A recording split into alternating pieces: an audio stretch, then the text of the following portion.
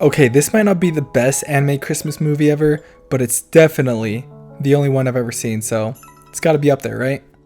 But that doesn't take away from how beautiful this movie is, and how it's another testament of how great Satoshi Kon was at telling these unique stories. Tokyo Godfathers at its core is about love and family. It dives into why relationships are so important, and how loving and being loved is vital. Of course, this is a Christmas movie, so there is going to be that whimsical magic that just always gives the characters the perfect coincidence for things to happen and go their way.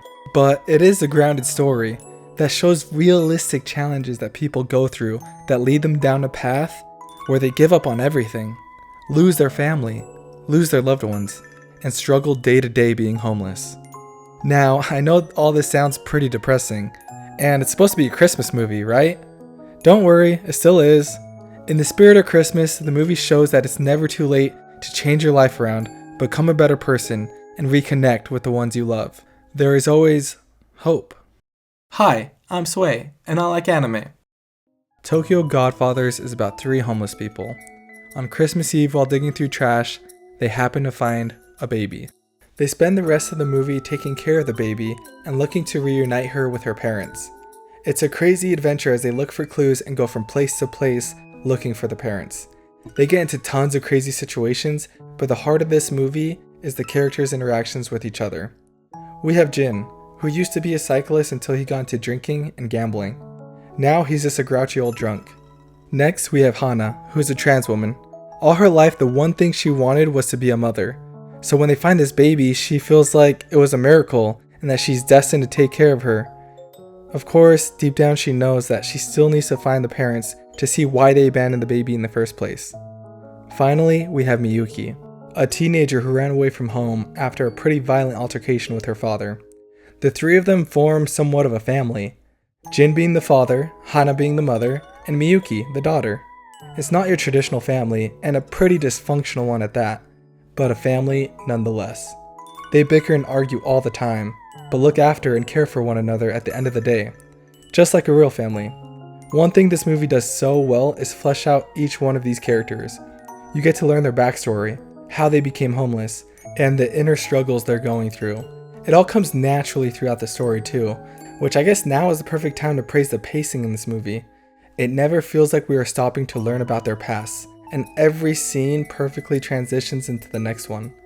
This whole movie takes place in the course of one night, so it makes sense that the movie shouldn't drag too much, but it does a great job at slowing things down for the more emotional personal scenes, and then picking it back up for the wacky things that they get into later. This movie is also hilarious. I wouldn't consider it a comedy where they're trying to make you laugh throughout the entire movie, but when a joke hits, it hits. I found myself laughing out loud more times than I thought I would. And it wasn't like these jokes were that good, to be honest. But good timing and delivery go a long way. They would set up these jokes and then perfectly execute the payoffs. You'll find yourself laughing at the most random spots throughout the movie, but it never deters from the plot. They never try to force in a joke for comedy's sake. Each one comes up organically and it's just brilliant. And speaking of the plot, the mission of the three main characters is basically an impossible one. They want to find a mother and father in the middle of the night on Christmas Eve. In Tokyo. Yeah, good luck. Jin and Miyuki immediately come to the conclusion that the most obvious solution would be to hand over the baby to the police, but Hana refuses. Having felt like she was never born in the right body and knowing she'll never have kids of her own, she thinks that this is kind of a miracle, having this baby show up the way that it did. So they set out for the impossible. But remember, this is a Christmas movie, and in Christmas movies, nothing's impossible. Call it luck, coincidence, or that Christmas magic, but time and time again, things happen to fall in place to help out our little homeless family, to get them to where they need to go. They meet and help a man stuck under a car who happens to be the head of a Yakuza gang and has tons of connections.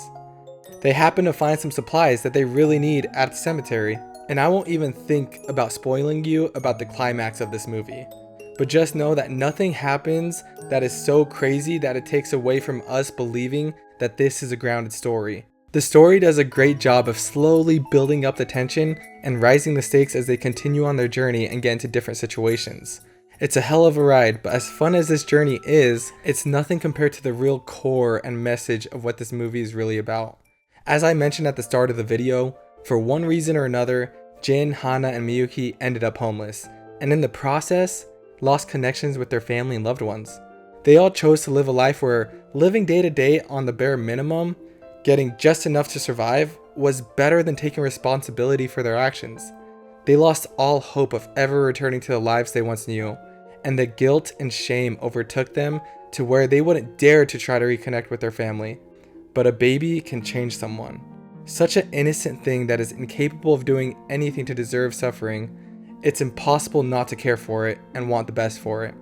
They each form a bond and care for the baby, and in doing so, they slowly start breaking the strong grip of the shame and guilt that took over their lives. They learn that no matter what terrible thing you have done, you could always come back and be better. You can choose to do the right thing. Each character is given the opportunity throughout the movie to reconnect with the ones they lost. They have internal battles of whether they deserve a second chance. How could they ever make up for what they did or the time that they lost? Tokyo Godfathers does an amazing job at showing that it's never too late. You can become someone better. You can be forgiven, but you have to make that decision. Throughout the movie, the three main characters are presented with several situations where they have a decision to make. Do the right thing or don't. It's that simple. Like the Yakuza boss under the car. They could have easily seen him struggling and just continued walking. They could have taken advantage of the situation, looked through his pockets while he was defenseless, and robbed him. But they chose to help him. And the best part is, if we took the characters as they were at the start of the movie before finding the baby, and put them in this situation, I don't think they would have helped him. That goes for every other opportunity like this in the story. We see how much the characters change and grow from the start of the movie. It all starts with making one good choice, and then it just snowballs. Will you mess up and make a bad decision along the way? Well, yeah, of course, no one is perfect. But as we strive to do good things, we'll see miracles happen. I hate to end on a preachy note, but this is a Christmas movie after all, so it should end with us feeling like we can help people and that we should love our families. So if you haven't yet, go and give this a watch.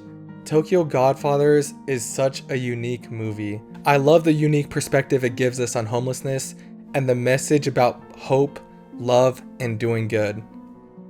Give it a watch, you won't regret it. And if you made it to the end of the video, like, comment, subscribe. I'm going to be doing more movie reviews. Let me know of any movie you want me to watch and give a review. And that's pretty much it. So, peace.